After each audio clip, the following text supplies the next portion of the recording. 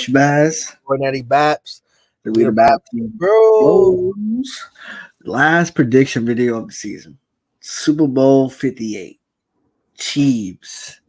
49ers. Mm. Mm. Sunday at 6:30. A little sore still, a little bit. It should be the Ravens and 49ers. Should be Ravens Lions. I'm not gonna lie. For You know, sure. cue the Yu-Gi-Oh me. It should have been me, not him. But I think, you know, I I keep on saying it. God don't make mistakes. So for me, Lamar gonna get his. Lamar's gonna get one. You know, So not this year though. I've seen some stuff on Twitter's TikTok. If you're into conspiracies and stuff, it's like, oh, the Patriots back in 2011 went to their like fourth Super Bowl in 5 years type shit. Who ended up beating them? Like it's a whole like the pieces. If you believe in that shit, like the stars aligning type shit. You know, Yeah, I don't know. but it's also like the Taylor Swift thing because 13 is like 49ers 4 plus 9 13. It's the 13th game that Taylor Swift will be at. 5 plus 8 Super Bowl 58 13. It's like so the Yeah, it's freaking crazy. flight from Tokyo to Vegas is 13 hours. I'm like, bro, that's so Yeah. people were like going way too extreme with this Taylor Swift beat. But I'm like, it's alright. You know, I'm like as a pure football fan, I'm excited for the game. You know, non-biased, like, oh, like the Chiefs beat my team and like it should be us. But like, take that aside, like two good teams duking it out, like for 3 hours, like with an Usher halftime performance, which I'm looking forward to. You know, like so like it hey man, let's stop all the BS, man. Let's talk about who's the I'm sorry for the crime babies. But who's the X factor for you for the Chiefs, naturally? All right, my two X factors are quite simple. Probably other than Mahomes, in my opinion, two like because Travis Kelsey gonna get his. He's one of the best playoff performers ever, regardless of like the only person he's chasing is Jerry Rice for yards. Other than that, he beat him in receptions, beat him in touchdowns, and all that stuff. So he's chasing ghosts. Mahomes is Mahomes. I have his jersey. I ain't gonna wear the jersey all that extra. My X factors are Isaiah Pacheco, who I've been a fan of since like week one. I've been like even since last year, but mainly week one. I'm like, yeah, this dude Pacheco, he nice for real.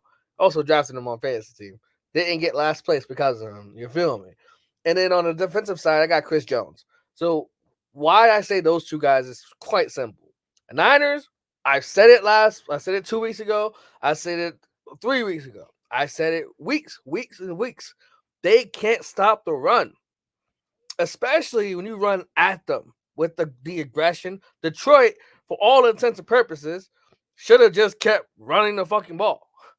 If they would have ran the ball, they would have ran him out the building. And it was 21-7, like a blink of an eye, because they can't stop the run. Same situation with Kansas City. Kansas City can throw the ball because they have the greatest quarterback that we've ever seen. But they want to run. They want to play keep away. They want to keep their defense fresh as hell and have a guy who runs like the Tasmanian devil. Like he's gonna run through that defense like knife through butter. It's gonna be awesome. But like not a hot knife through butter, knife through butter. It's gonna be like, but yeah, he runs like 5 yards to carry. I'm expecting a monster game from him. And for Chris Jones, they say the same thing is true for every quarterback. Pressure, especially up in the middle. They're not from the sides, but from up the pocket, so the quarterback cannot step up. Chris Jones, if it wasn't for like Aaron Donald, right, would be recognized as probably the best interior defensive lineman. Obviously, a bit I can't say his name because I know it's not my guy, but he made second team All Pro, but Chris Jones made first team All Pro. So it was one of those things like he's been him. Chris Jones been him. He's looking for his contract probably next year. That's a whole separate story for the Chiefs for next year. But for this game, that offensive line for the Niners is great. Do not get me wrong. But I think that they need to be able to protect the middle of it. And Chris Jones is going to be the guy that has to stop CMC from going bananas. Hard thing to do, of course, but in terms of slowing down Brock Purdy, pressure up in the middle, pressure up in the face, and make Brock Purdy have to hesitate just that 1 second, because that secondary for Kansas City is legit. So I got Chris Jones and Pacheco as my two X factors. One thing before I talk about my X factors for the game with Chris Jones, I was really talking about this to my UPS guy. You can legit Trent Williams, Hall of Famer, one of the best left tackles ever. Not even of this generation, but ever, right? He's in Canton. Like his bust is already like engraved. It's just a matter of the date. Besides him, that offensive line is a bunch of B to C plus players. Like they're very bad. Like the game that puts it to perspective the most was Baltimore. When you were able to put pressure on Purdy through the offensive line, abusing everything, and you couldn't run the ball with McCaffrey. Like when you had him force Purdy to make mistakes or make quick decisions, he was making those mistakes. This is the time of game that Chris Jones, he's going to be a game wrecker. So I completely agree. To deviate from, because I couldn't pick the same person, obviously, I chose the Chiefs' offensive line. Nick Bosa already threw the freaking the white glove in your face. He was like, they hold a lot. How do you? And they do. And they definitely do. I can attest to that. They definitely hold a lot. They do a lot of the extra stuff, a lot, and they don't get called for it. How do they respond? Creed Humphrey is one of the best centers in the game. So besides him, they might have the I think left guard that was out against the Ravens. Tuning? No, I think he might not play. He might not play. Oof, that's like tough. He's up in the air. It's like undecided. We don't know. But besides that, and then Jawan Taylor, the freaking full-star magnet. Like you're literally facing Nick Bosa. You're the guy. Are you gonna hesitate? Are you gonna be too aggressive and freaking kill all the momentum the Chiefs are gonna have in those drives, pivotal drives? Because in the Super Bowl, playoff game, every drive matters for sure. But in the Super Bowl, every play matters. Because every play could be the difference between blowing a team out or just narrowly winning. Like one prime example from last year was Nick Bolton with that fumble recovery. If he had just recovered the fumble and just was end up being down, who knows what happens after that?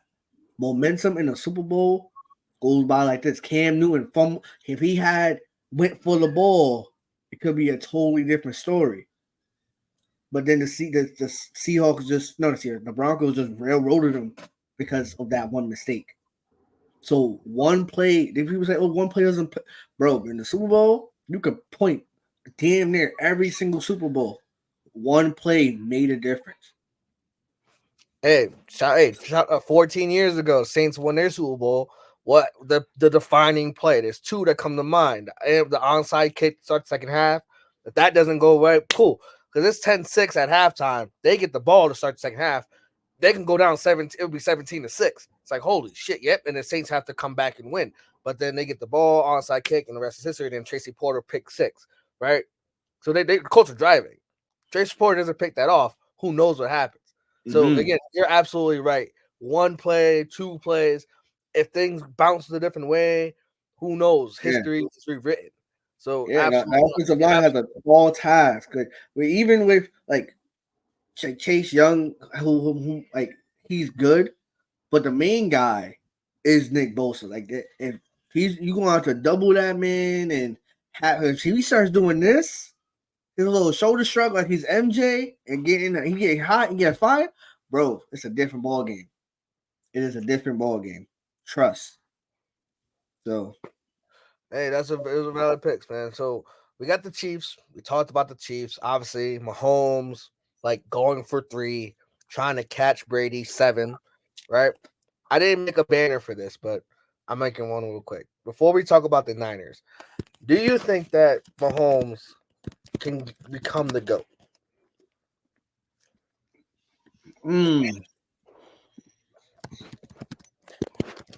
Or do you think he's already Like, what does this Super Bowl mean for Mahomes? Like, you've heard the pundits say it for the last couple of weeks what it means. But what do you think it means for Mahomes? I think no matter what he does, he won't be recognized as the GOAT. Kind of like a LeBron thing.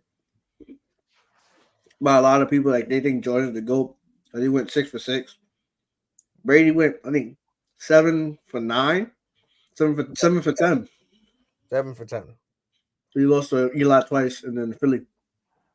And he beat Mahomes in the Super Bowl. So no matter what Mahomes does, they will always say, "Oh, well, Brady got 7 and he beat you." Stats. My boy Elko was a good game. Mahomes, for me, best and great. I always make the decision: best and greatest. Tom Brady is the greatest because of what he's accomplished. For me, Peyton Manning was the best I ever seen. I think if Mahomes wins the chip, he's the best I've ever seen, but he won't be the greatest. Mm. So that change that G to a B because he'll be the best of all time. Talent, but I guess he was born a little too early. He's already in the Mount Rushmore. For No sure. matter no matter what he does, like it'll be Manning, Brady, Mahomes, Montana. No matter what he does, he's in the top 4 ever. If he retired today, he has a statue in Kansas City, and his jersey retired, and he's a Hall of Famer first ballot. But Yep. I don't think he could ever be the GOAT because, well, he actually might, and here's why. After I say this, I'll have you the floor. Give you the floor. A lot of the people that's talking in sports media are a lot older in the tooth. So the next generation is knowing they knew of Grady's they know of Grady's greatness, of course. They know of his greatness. They've seen the greatness, but they're living in the Mahomes experience. These are the little kids now with the Mahomes jerseys. They saw the twilight of Brady, but they're seeing the ascension of Mahomes. And when they get older, and they'll be the ones on TV, they'll be the ones talking about it. And plus, Nick Wright is like 30 something. I think he's like the same age as LeBron, so he'll be around to to glorify Mahomes. So the people on sports media, they'll be the ones really pushing that narrative that Mahomes is really the GOAT. Mm. Kind of like a LeBron thing. Like you still got the old heads saying like there's Jordan, but you have a lot of the young cats now saying that LeBron's really that guy. For sure. For sure. Well said. I think I totally agree. Change the G to a B. He's definitely, in my opinion, already the best player, like best quarterback I've ever seen. And of course, I've watched Drew Brees.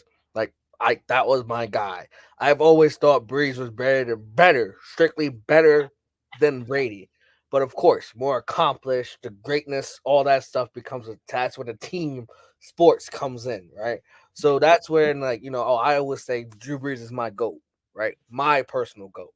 But of course, when you objectively, you have to say Brady, because if you don't say Brady, then it's like, what the fuck are you talking about? Your opinion is no longer valid. So for me, Mahomes would be like, he has a chance to become a universally recognized GOAT. But again, like you had mentioned the perfect part about this is his time now, and we're watching his ascension to greatness. Even though people already say he's the best player they've ever seen, Nick Wright, Chris Broussard, like all that good stuff. Like what's known though has to be said. And if he wins this weekend, he'll be 3 for 4, and the only loss is to Brady. That's something that like a lot of people say, freak it, retire off that. Boom, you're 2-time MVP, 2-time, probably 3-time Super Bowl MVP. You're already in the Mount Rushmore. You do nothing else, you are solidified as top 4. But of course, as a competitor, you want to keep winning and keep winning. So If I he don't wins this mind. one, he's better than Manning. If he gets this one, he's better than Manning. Oh, of course, right. And the only people he's chasing is Montana with 4, Bradshaw with 4, and then Brady with 7. Those are the only three people he's chasing in terms of that. But no one says Terry Bradshaw's the GOAT or even he's top 15, I guess. No one says he's top 10. But I just wanted to hear your thoughts on that. But because Mahomes, I will talk about our final predictions soon. But for now let's turn to the other side. Talk about the Niners. Mm. What's your X factor? What are two players you think have to show up in order to provide a chance for the Niners to win? Because of course everyone's gonna say Brock Purdy has to show up and all that good stuff. Trying to Yeah. think outside the box here. Think outside the box. Well, outside the box, I say Treverius Ward and Nick Bosa. George Kittle was definitely in that. I might switch out the Nick Bosa part for the George Kittle because actually I'm gonna do it. I'm gonna call it audible real quick. No audible. No Okay. audible. Treverius Ward for sure though, and I'll explain why in like 1 second. All right. So Treverius Ward, because he played on the Chiefs, he won a chip with the Chiefs, and he went. It's kind of like a Dion thing, where he won a ring with the Cowboys and he won a ring with the Niners, or however way it went. I think it went vice versa. Yeah, he won a ring with the Niners, then he went to the Cowboys and won a ring there. But it's kind of like that, where he was talking already, like, oh yeah, it's way better over on this side. So you talking hot like that, you gotta show up. And who better to show up against than Kelsey, Mahomes, Pacheco? Who better than to validate what you're saying, to validate yourself? You gambled on yourself and you went on another team where you could have stayed chip and you could have stayed the course, stayed on the team. But you was like, nah, I want my bread. I want my, because he's never gonna get the respect he deserved. I think he got all pro. I think he got votes, but I don't think he got all pro. He got pro votes, some all pro votes, but he didn't get the. But like, yo, you validating yourself. Now do it in the biggest game. Do it in this game where everything counts. And George Kittle, on it, he said it. There's a video that surfaced when he lost the chip and he finally got back to the Super Bowl. He was like, "I will be back here." He's like, this is not the last time you're gonna see me. It's extremely hard to go to a Super Bowl. It's extremely harder to get to two. And you could say Brock Purdy and Jimmy G. They're in the same tier of quarterback, the same type of quarterback model. But I think Kittle I think he's gonna have a game of like people are gonna like look back and be like, yo, George Kittle really did this in the Super Bowl. Yes. I think he has potential to be Super Bowl MVP. I'm saying it like that. He probably won't. He'll probably go to McCaffrey. If they win, it's for sure. And like the freaking Mahomes, and freaking Purdy like throws like a pick, and Bailey does anything, but McCaffrey got two of them things, 80-something yards and two of them things. McCaffrey, that's easy MVP. And yeah, so I think Kittle and Treverius Ward got to step up. Obviously, everyone has to step up. Ayuk, who I've been high on. But for my personal validation, Ayuk got to hold it down for the kid. So I can hold out over Natural's head for at least a year. For at least a year, I can hold out over Natural's head. I called Brandon Ayuk's ascension, and he was like, he's not better than Debo. Like, he's better. He's a better pure wide receiver than Debo. Absolutely. But yeah, that's two of my X factors. Obviously, you got a whole bunch, but those two, like, they have to really like step in, especially George Kittle in the blocking aspect as well, because he might be a sign of blocking, like do a little like shed blocks on Chris Jones if he's on like the edges or whatever. So hold it down. I don't mind those at all, man. You did your thing. You know your Niners. Me, I'm gonna pick Debo. For my personal validation, I need kind of another game. You feel me? Now, in all seriousness, I think that because we've talked about it, and I definitely tipped my cap to you. Called it before the season started. I think Debo is one of the most unique players the game has ever seen. How like he's a smaller Taysom Hill. Taysom Hill runs like with aggression, but Debo like when he has the ball in his hands, it's crib worthy. Like it's like when Devin Hester had a punt return, and it's like what's gonna happen when he has the ball in his hands? And they try their best every single, whether it's wheel routes, whether it's end arounds, whether it's a quick wide receiver screen. Anytime Debo has the ball in his hands, it's amazing. And quick note as well, you said the blocking aspect with George Kittle. All of the Niners receivers are like fantastic blockers. Like all of them do not care about getting touches because they know if we put out film of us blocking, we're gonna get recognized in play calls. Like no one takes a play off. They're the antithesis to the Chiefs. The Chiefs' receiving core is buns. The Niners, they block for everybody. They celebrate with everybody. They catch everything. You know, they had a couple costly drops in the first half against Detroit, but then in the second half they started actually catching things and making plays happen. So I think that Debo, although he's not the wide receiver that Ayuk is, he's the playmaker that they need. He's the Yeah. guy that jumpstarts that offense. Yeah, of course, you could throw deep shots at Ayuk and have something flick play happen, like hit the ball in a face mask, and then all of a sudden he catches it for a 60-yard gain. But in terms of like that, you need a guy to get 10 yards real quick dump off, and he falls forward. Debo is the guy. For me, I had the same X factor for the Lions game that I have now. Chase Young. Dude, you trying to get paid? You trying to get this extra incentives of you are immortalized in history as a Super Bowl champion? You gotta help your boy Nick Bosa out because they know Nick Bosa is gonna show up. You know he's gonna get one of them Jordan shrugs, and you know he is. I'm not worried about Nick Bosa. I'm not worried about Fred Warner, Eric Armstead. I'm not worried about anybody else except for Chase Young. He has not produced at all. He's had a few flash plays. I think against the Jags, he recovered a fumble. Like he did a strep sack fumble recovery as well. Like he's had some key flashes, but nothing consistent. Nothing has been the same all the time. Like we know Nick Bosa is a guarantee. We know Fred Warner is a guarantee. They're gonna make Mahomes' life a living hell on Sunday. But Chase Young provides some assistance, help slow down Pacheco, help slow down Jerick McKinnon, who's coming back from injury, like help slow down the running backs and make Mahomes a little bit hesitant. A little bit. Your secondary is not the greatest. Tre'Davious Ward is great, but ever since they lost Hufunga, it's been a little bit on a decline. Hence why they probably can't stop the run as well. Help with the run protection. Help with the gap assignments and so et cetera, et cetera.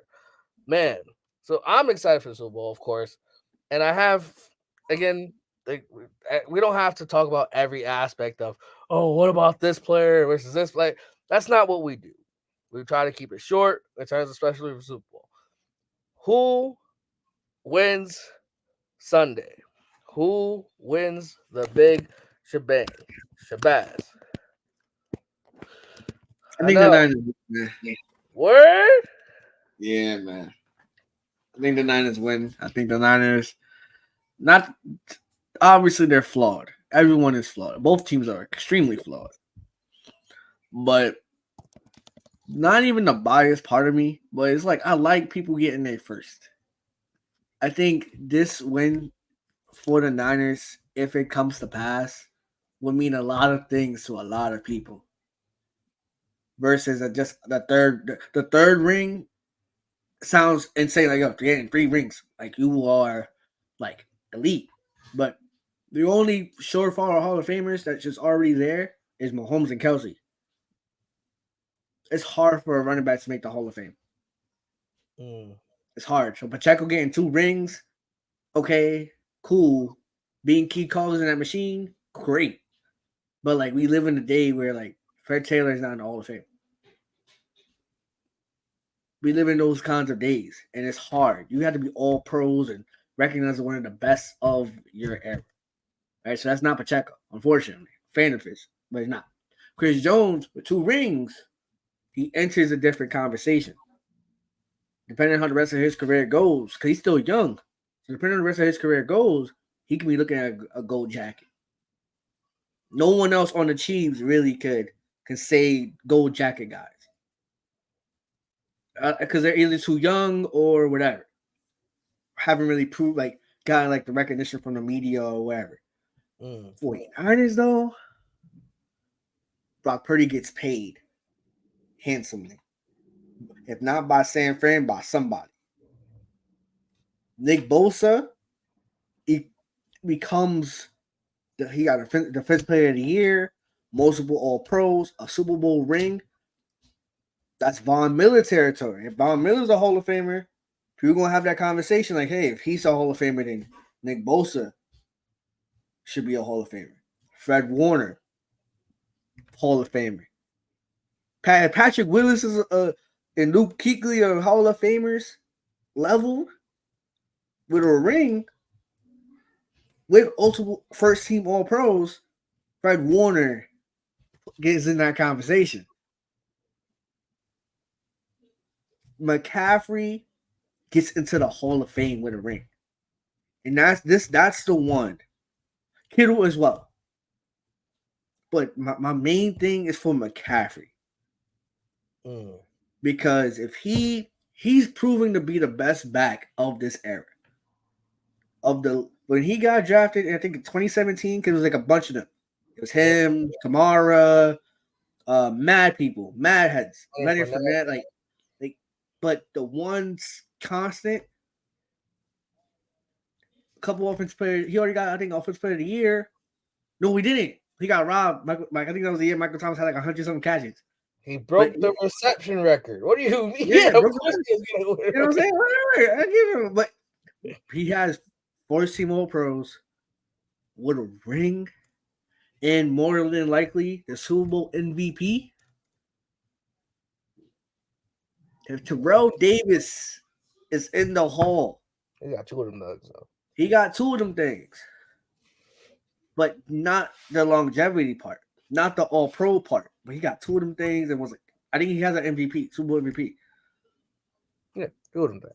I think he has 2 of them things. 2 Super Bowl MVPs.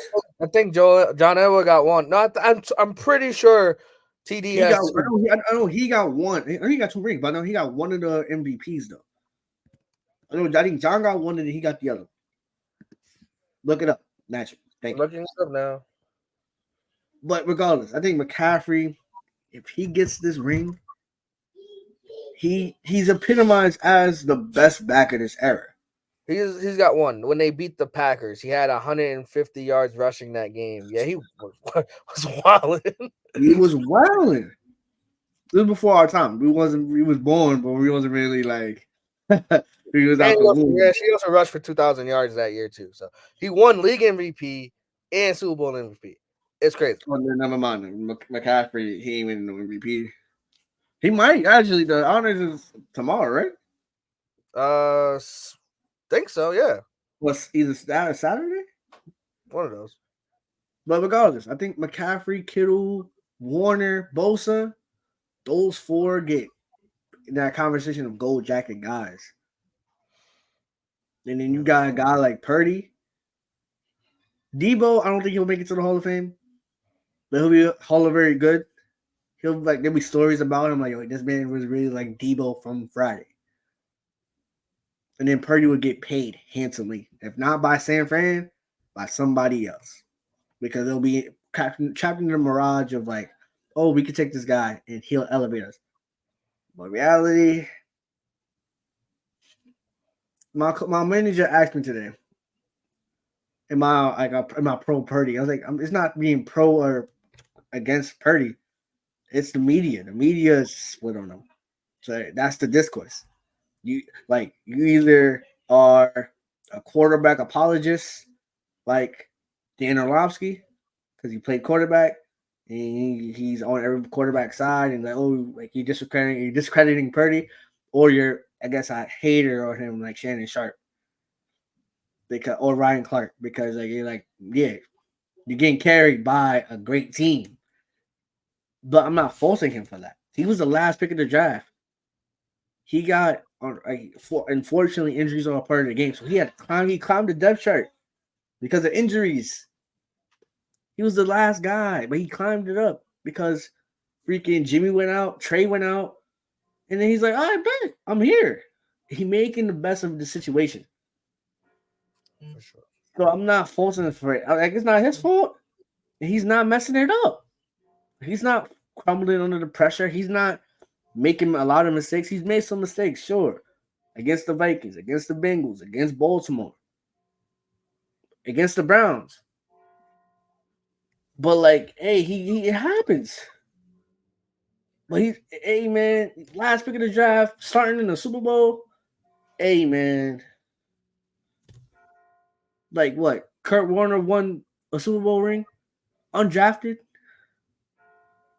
So it's like, dude, like it doesn't matter. Now people gonna try to elevate him as like he's top 5. Like, nah, I can't put him there. And that right there is the issue. So I don't mean to cut you. I apologize. I so sorry. Mm-hmm. My thing with Brock Purdy. Before we talk about who wins on Sunday, let's get this Purdy. We got to talk about Purdy conversation. We have to have the conversation. And I had a dinner with my mentor yesterday about he asked, "Hey, what do you think about Brock Purdy?" And it's not that I dislike him. I dislike it's two extremes. And it's not even about QB apologist or a hater. It's he's not good because he was a 7th round pick, or he's the next Joe Montana. And that's where I have an issue.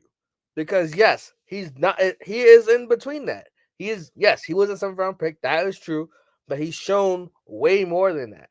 He's shown that he is a quality starter in the league. He's better, I would say, than 15 guys right now, off the top of my head, that if the Niners said, hey, Brock Purdy's for sale, they would trade for him to see what they got. Because again, but then at the same time, to say he's Drew Brees, to say he's Joe Montana, you're naming Pantheon guys, bruh. And that's where I have an issue. People are overhyping him and saying he's this. Let him be Brock Purdy. That's what it is. Yes. Is he and Cam Newton gets a lot of slack for what he said, but not because what he said is because of the guy who's saying it.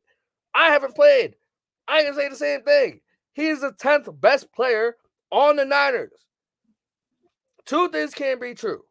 Without him, the Niners would just get another regular quarterback and see what happens. But they have him, and he's performed well in his role. He threw for over 4,000 yards. He had like 30-some touchdowns. He didn't have a lot of interceptions. Great. He took care of the ball, and he did his role. He got the ball to the playmakers that he needed to. No shame in that. But to elevate him to top 10 status, to MVP status, when you see Lamar Jackson physically and literally carrying his team, when you have Patrick Mahomes having no receiving core and still winning games, you have Josh Allen running over dudes, you have Joe Burrow, Joe Cool getting to a Super Bowl on a bad offensive line. If you put Brock Purdy in different situations, he is not going to elevate that team. Brandy, what's good, gang? He's not elevating. What's up, Brandy? He's not elevating them. He's not a Drew Brees. He's not a Joe Montana. He needs a perfect system around him to be great. And there's no shame in that. He's better than what people thought. Great. He is playing within himself. He's playing excellent ball. And I think that he will make some wild plays on Sunday. He'll make some throws like, oh, that was a pretty good throw. I ain't gonna lie. He'll be like, oh, that was a pretty good throw. Whew. But at the same time, people gonna try to tell he's like this guy. He's not better than Mahomes. He's not better than Jackson. He's not better than Jared Goff. There's guys that he's not better than. But people try to they go too much and go too far when they're trying to give him credit. And that's what I have the issue with. That's what I have the problem with. Yes, he's better than the 7th round pick that we thought he was last year. But no way was he the MVP of his team. Right. That's Christian McCaffrey. There's no way he's the MVP of the league. That's Lamar Jackson. So that's what I have a problem with national media hyping him up to say, oh, the Niners are good because of him. No, They got to a Super Bowl with Jimmy G. They got to one, and we're up 10. So yeah, he's not the next guy. Because I know we're not gonna have this argument now because we have to talk about who's gonna win from my side. But before we even do that, I'm gonna name you names. I'm chalking it down. You said Mahomes, no. Lamar, no. Allen, Stroud, Allen, Burrow. okay. This is a straight AFC. Okay, so those 5. Trevor Lawrence. Okay. Let me think. Justin Herbert. Okay.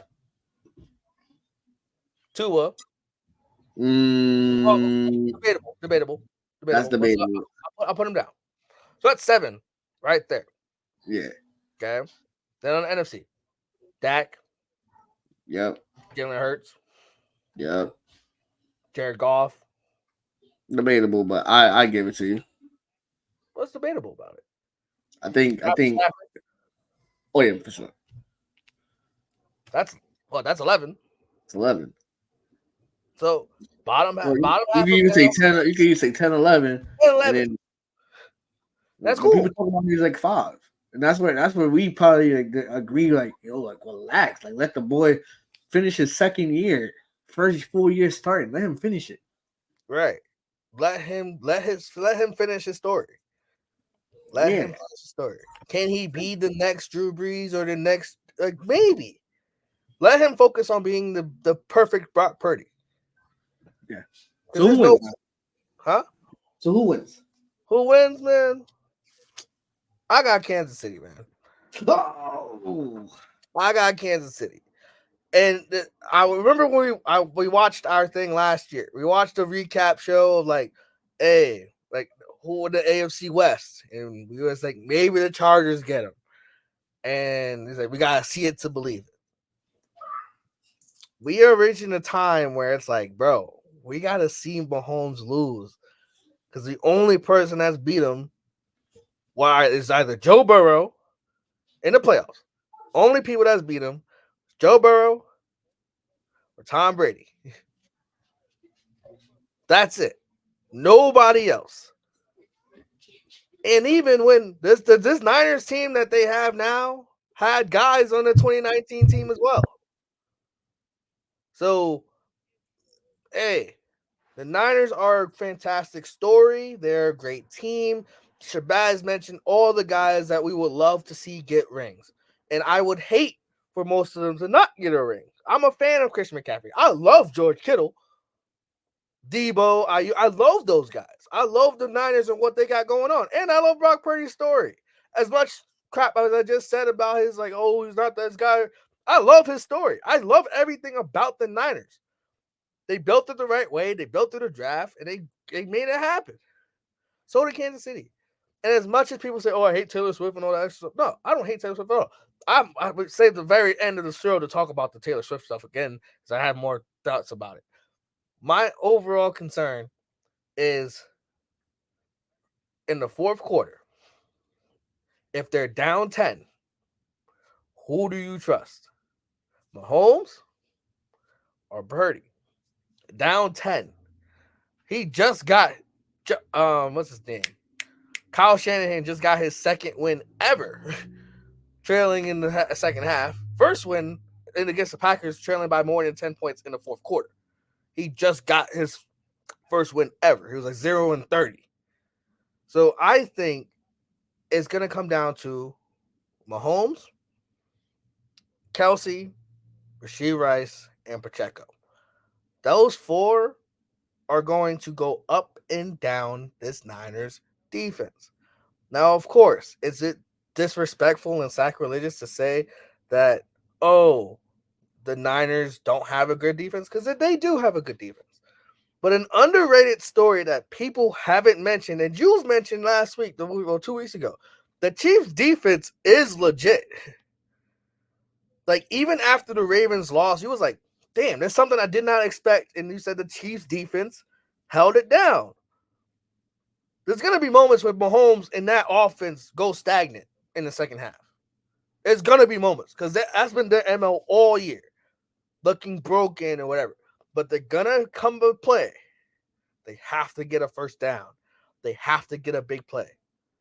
And all of a sudden, a deep shot to MVS or a deep shot to Rashee Rice or a 20-yard run by Pacheco. It's going to come down to that kind of situation. And to put it simply, I got to see it to believe it. I got to see Mahomes lose in order to believe he can lose. And is that just blind faith in Mahomes? Yeah, that is. I got And blind Reed. faith. And Reed. And Andy and Travis Kelce and Pacheco. I have blind faith in these guys because guess what? They did it last year. I know, boo me, I suck. I'm going against the chalk, whatever. I know I'm a hater of the Niners, but also I'm the NFC. Fuck the Niners, bro. Like, bro, screw the Niners, bro. Like, yeah, okay, yes. As a fans, cool, whatever. I know it's kind of weird. I'm going for the AFC. You're going for the NFC, which is kind of weird. But I switched. So like last year, we both went for the Chiefs, and I was like, I said the same thing you're saying now. I was like, bro, like at the end of the day, I trust Mahomes and Reed. Oh, like over 99% of people. Feel me? This year, I think it's a little disdain from it should be us. It should have been me, not him. You know, I think that's the main thing going it. But honestly, I'm putting no money down in the game. Like I'm not. Like I'm no. Like no. If I get a free bet, sure. Like yeah, I'll do a little something. But nah, I'm good, man. I'm good. I haven't made any bets on this game yet, except for the Chiefs money line. But that's like I feel like. But what prop wise, I haven't looked at FanDuel or anything. Pacheco anytime, CMC anytime, and both of their scrimmage yards overs. Like I might parlay all of that and see what happens. Matter of fact, we're gonna do straights. Oh no, of course we're gonna do each straight. But I'm gonna go on FanDuel. I haven't been on FanDuel all week, so give me a second. Wait. But last thing, two more things for the show. It's one of our last shows live. One of our last live shows. We have a few more, like we have things and after the season, we can talk about teams, what they need to get in the draft and free agency and how to get better so they can get to the Super Bowl potentially. That's videos that are going to come out. We're going to make them. It's going to be awesome. But two more things. Firstly, we got to talk about Taylor Swift. We got to talk. We had to have the Mahomes conversation. We had to have the Purdy conversation. Now we have to have the Taylor Swift conversation again. So, a friend of mine, a coworker of mine, she asked me, "How do I feel about Taylor Swift?" Because she likes Taylor Swift, but it's not like she's not a big fan of it. Like not like, oh my God, it's Taylor Swift. She genuinely asked for my opinion, and what I said it's twofold. One, I do not hate Taylor Swift. I do not mind. Huh? You told her this, or you texted her this? No, we had a good conversation about it. Okay. I was like, I don't hate Taylor at all. In fact, I think that the NFL is smart. They're business first. Like that's what they are. That's what they do. They try to finesse. They try to get all the views and all the views they can. Did you hear? Apparently, before I continue, apparently Roger Goodell is like, oh, we're expecting like 200 million people to watch the Super Bowl, which is like that would like shatter records, which not necessarily out of the realm of possibility because it's expanding to Brazil. Shout out to Brazil. Where with Taylor Swift, I don't hate the coverage because she's only on the screen for 25 seconds. My issue is twofold. First, it's anytime the Chiefs do something good, regardless if it's Travis Kelce or not. That's my issue. That's where my concern lies because, like, yo, if it's Kelce scoring, I got no problem with it, big dog. Go show off. Do what you gotta do. But then if Pacheco scores, they're showing Taylor. If Noah Gray scores, they're showing Taylor. That's what I have a concern with. That's what I have a problem with. Because she's here to support her boyfriend. Cool. I got you. But don't make it any random Chief, because she's not a Chiefs fan. She's a Travis Kelce fan. That's the issue. And the second thing I have, and is on the other side, is on the guy's perspective. I don't like how men are saying Taylor Swift ruined football. Nah. I hate that. Because one, wouldn't you want your girl to want to watch sports with you? Like, wouldn't you want? This is like the perfect opportunity to teach her football. And she voluntarily asked, hey, is this the game that Taylor Swift's on? Oh, can I watch it with you? She wants to spend time with you doing something that you love, which is watching football. Yeah, she might ask you questions about what the freak just happened or how did it, whatever happens. But this is a time to like bond. Let her now. She wants to watch football. Let's go to a game. Let's do this. Like, this is a perfect opportunity for men to integrate women into the game that they love. This is a perfect opportunity for that. And yet men, men meet. We gotta have men only. No women. Like, bro, that's exactly what they say. Like, that's exactly what they say. Like, bro, that's exactly what they sound like. Ayos and cavemen. Bro, this is a perfect chance for you to bond with daughters, with your wife. I heard a story once. This girl asked her dad, hey, can I watch the game with you? Because Taylor Swift watches it. Whatever the reason, she's watching the game with you. She voluntarily asked Pops to watch the game. He damn near shed a tear. Like, I saw some shit. It was some kid.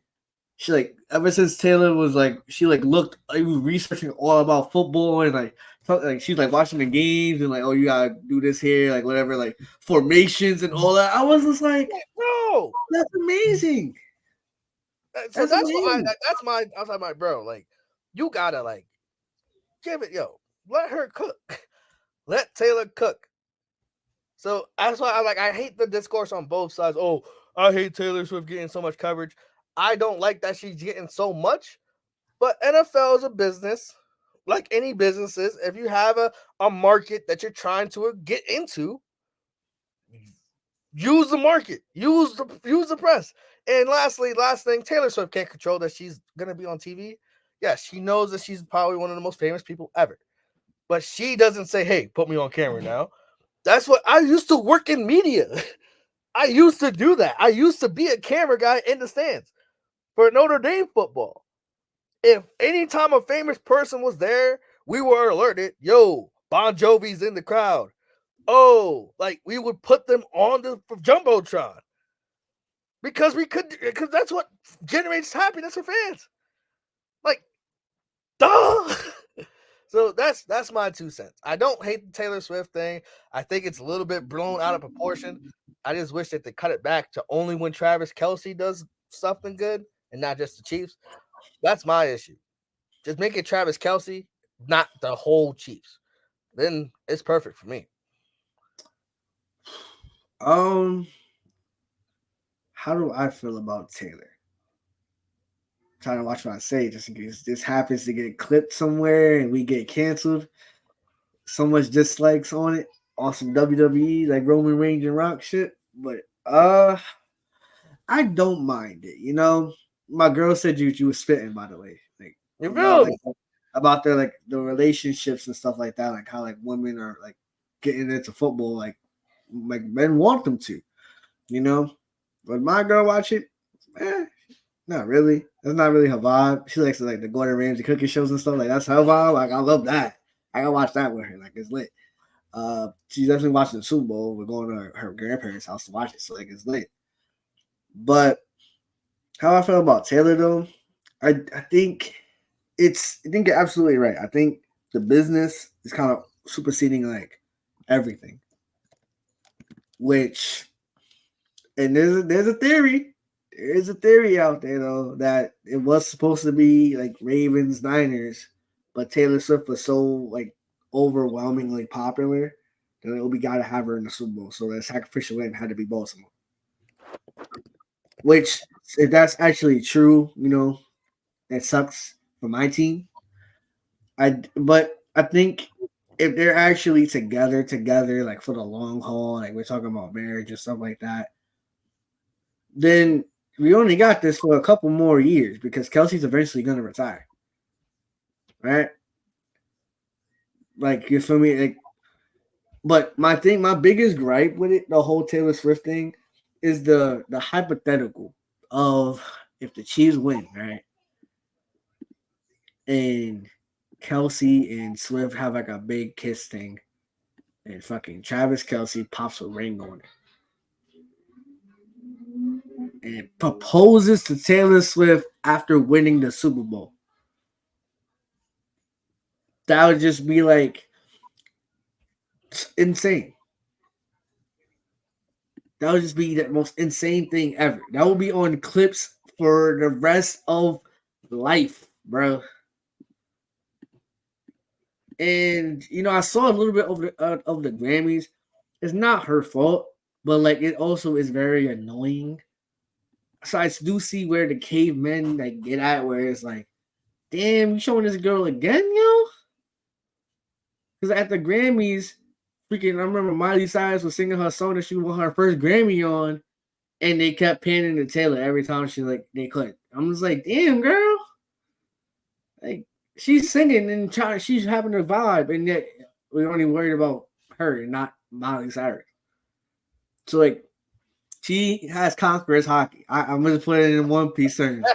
She got immense conquerors hockey, but she can't control it. She can't. It just like shakes. It just goes everywhere. It just like knocks everybody out, kind of vibe.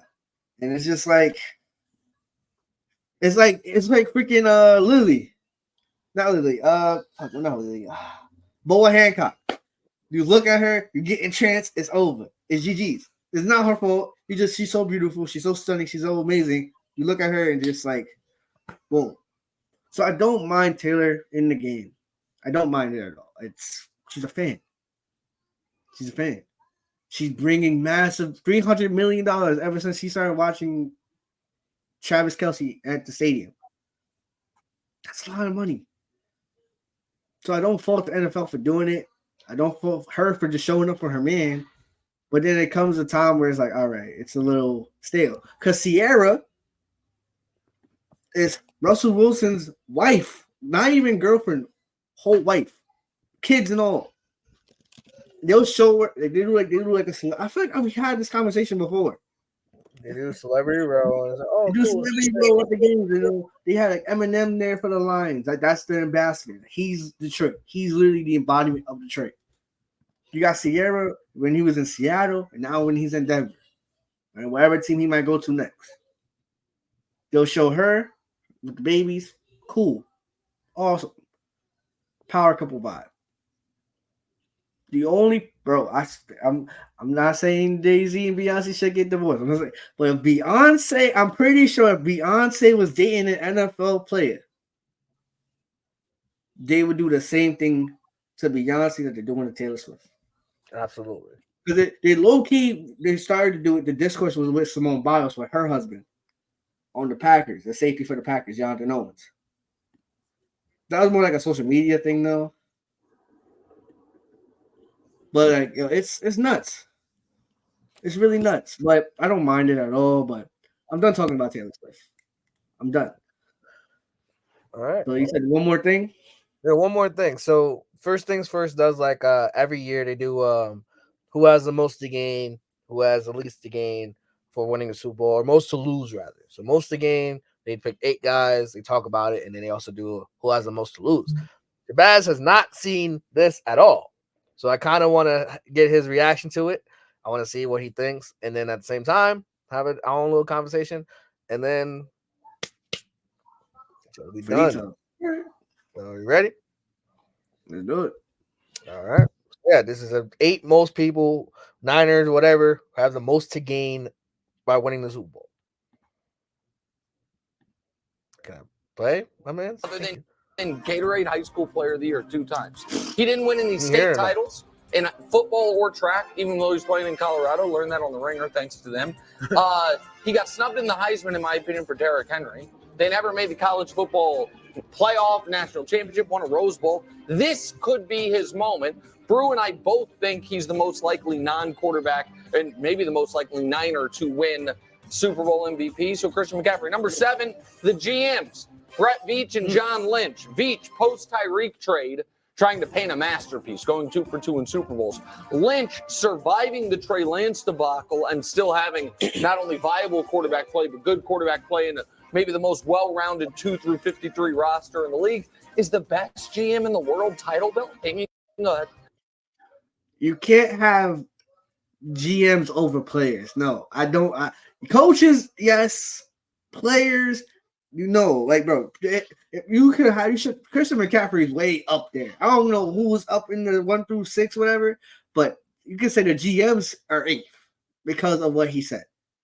But above McCaffrey, nah, above McCaffrey.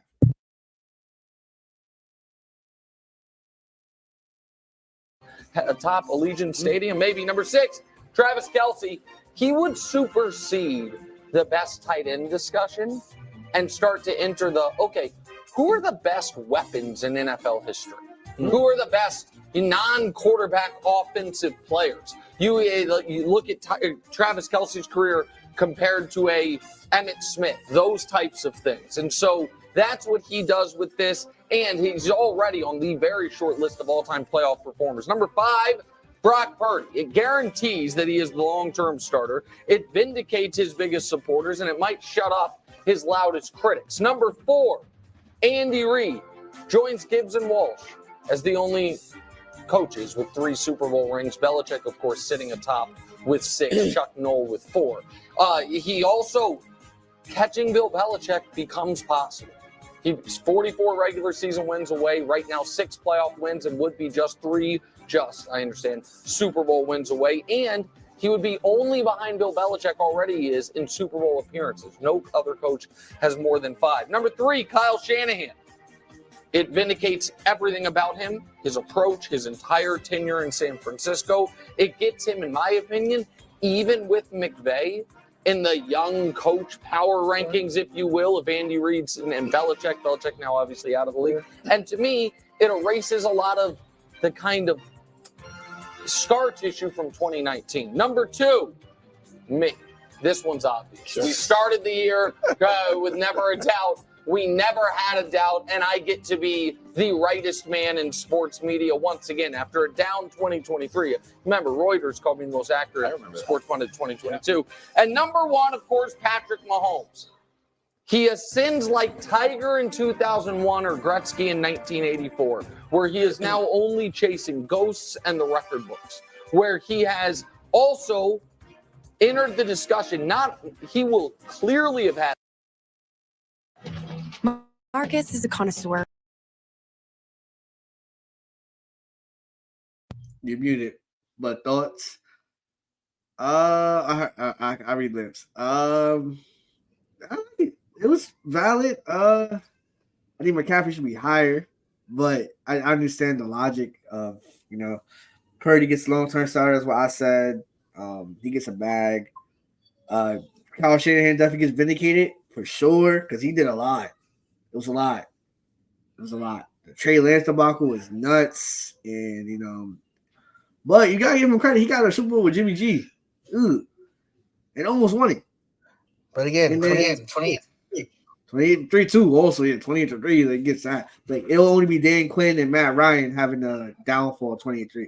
Kyle Shanahan wins a ring, but separates himself from that forever. And Andy Reid, he's honestly like top 5 coach ever. It's not really up or down. Like he's already going to the hall. Like whenever he retires, like when he's done, it's all good, man. I thought Nick Wright always had to put himself in there because never a doubt we all laughed. I laughed, and when they lost to the Lions week 1, I laughed because like you can't even go 1-0. It was crazy, but never a doubt was like the end goal of the Super Bowl, repeating as a champion. That's special. That's special. It rarely's been done. So the last champion was the 04 Patriots. Yeah. So you'll be hearing rare air with that. I like it. That was a good list. All right, word. But show is over, ladies and gentlemen. One of the last live shows for the year. until what, August ish. Yeah. We'll figure that out. Maybe a post draft, a little post draft vibe. We'll see, We'll see. But definitely more off-season content on the way. We'll talk about what teams need to reach Super Bowl 59. And I think it's in Vegas. I know it's not Vegas. NOLA. In New Orleans. Yeah. So hey, who knows? Maybe it's the Saints hosting. You feel me? But again, that's Shabazz. I'm Nattybaps. Please like the video. Subscribe if you're new. Tell a friend to tell a friend. Live your life in faith, football, friends, food, and wait for it, vindication. And we'll see you Tuesday. 8:30 to recap hopefully an amazing Super Bowl. I'll see y'all then.